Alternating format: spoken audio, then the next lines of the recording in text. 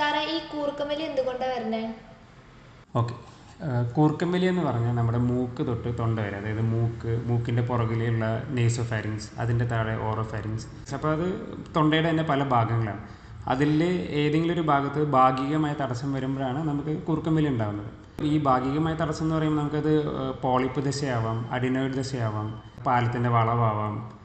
പിന്നെ ചിലർക്ക് തടിയുള്ളവർക്ക് എയർ പോകുന്ന സ്പേസ് കുറവുണ്ടാകും. അപ്പോൾ അതുകൊണ്ടും നമുക്ക് ഈ പറഞ്ഞോണം കൂർക്കമ്പലി വരാം.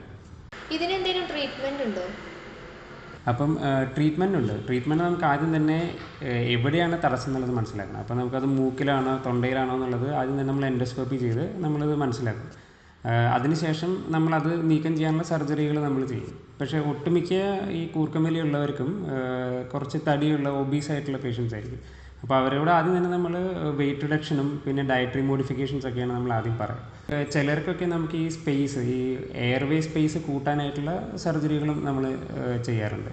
ഒരു ഭാഗം ആൾക്കാർക്ക് ചിലപ്പോൾ സർജറി പറ്റാത്ത പോലത്തെ ആൾക്കാർക്ക് നമ്മൾ CPAP എന്ന് പറഞ്ഞിട്ടുള്ള മെഷീൻ കൊടുക്കും. അപ്പോൾ CPAP കൊടുത്തു കഴിയുമ്പോൾ നമ്മുടെ തൊണ്ടയിലുള്ള ഭാഗത്ത് ഒരു കോൺസ്റ്റൻ്റ് ആയിട്ടുള്ള ഒരു പോസിറ്റീവ് പ്രഷർ പോയിക്കൊണ്ടിരിക്കും. അപ്പോൾ ആ ഒരു എയർവേ കൊളാപ്സ് ഉണ്ടാവില്ല. അപ്പോൾ കൂർക്കമ്പലി അത്രയും കുറയും.